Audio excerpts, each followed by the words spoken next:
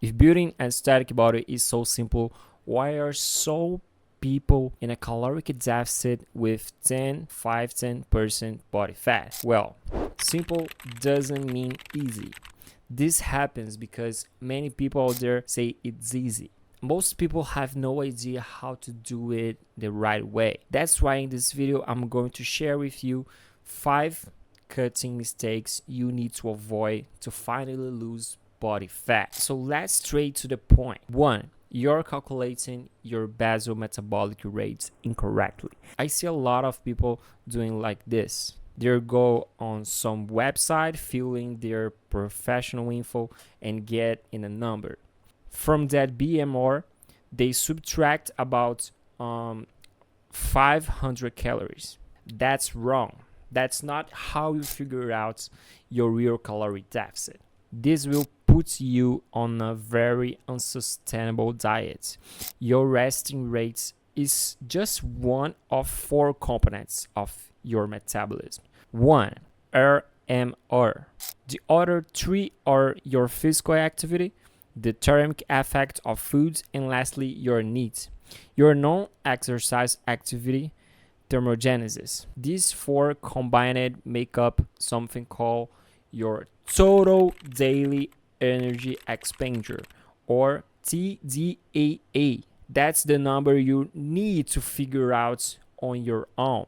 And from there, you reduce your calories. For example, my resting metabolic rate is around 2000 calories per day. Now, if I also consider that I'm lifting weights 5 times per week and doing my cardio, which is shadow boxing, also 5 times a week, my total daily energy expenditure is about 2000 calories per day. So if I wanted to go into a caloric deficit to lose about a pound or a half a pound of body fat per week, I'd start by setting my calories around. That will help me lose around 1% of my total body weight per week. If we're eating around 1200 calories, that will definitely lead to muscle loss, slow down my metabolism, and I just wouldn't be able to sustain it. Now let's go to mistake number 2. The second mistake is that people who are in a caloric deficit don't realize their body has entered metabolic adaptation.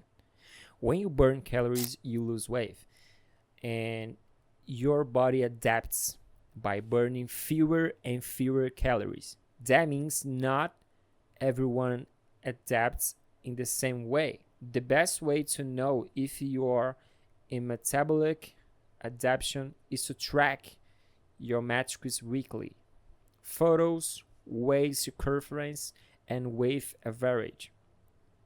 This will help you adjust your calories when you notice things aren't progressing. The first mistake, as cliched as it sounds, we go back to the classic.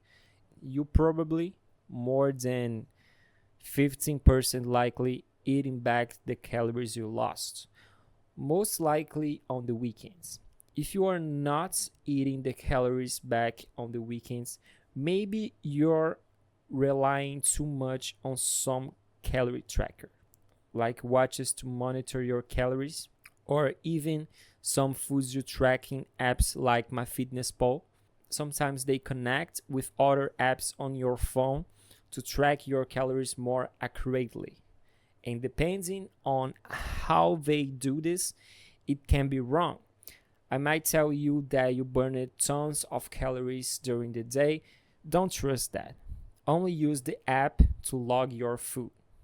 Track your activity separately. The fourth mistake is very common, and that's why a lot of people get stuck at this point. The fourth mistake is trying to create a caloric deficit only through diet or only through exercise. I often see these two extremes. The first group is forced to eat a very low calorie intake to lose fat because they are completely sedentary. And for this group, even a small slip up is enough to wipe out half of their weekly caloric deficit. On the other extreme, you've got people trying to outrun a bad diet. They're lifting weights 6 days a week and doing cardio 7 days a week. Try to burn as many calories as possible, but not paying attention to their food intake. So they're essentially overeating all the time. In other words, they're either gaining weight or just breaking even. You might be wondering, how are not losing weight? How are they breaking even?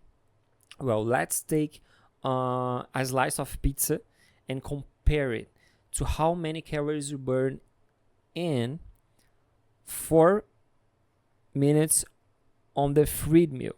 It's depressing. One of these groups sees consistent results, but they get super frustrated. Instead of that, what I've found works best for me and my clients is more middle group approach. Are you doing your 3, 4, 5 workouts a week? Are you getting at least 10,000 steps per day? You can raise that to 10,000 steps a day if you have got the time. If you do the workouts and the diet and combine that with a moderate caloric deficit, you're focusing on the eating healthy, satisfying foods, getting on grain of protein per kilo of your target body weight. Drink plenty of water. That's way better than the group starving themselves and refusing to work out. Most of them end up skinny fat. See, what I'm giving you here is a more moderate approach.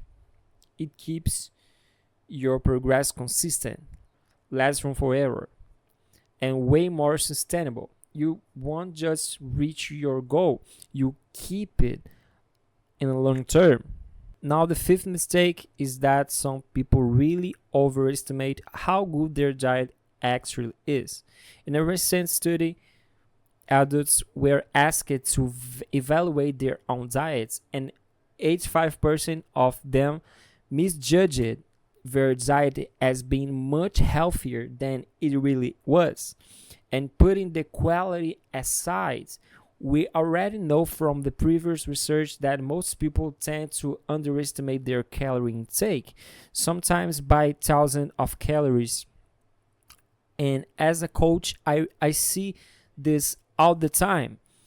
When I ask people how their diet is going, I usually hear things like, I eat well, we cook at home, we eat more veggies, I'm eating more protein with every meal, I'm trying to drink more water. That's all great, but none of this is accurate to measurable. That's just guessing. You're living in a healthy lifestyle according to yourself, not according to actual tracked metrics.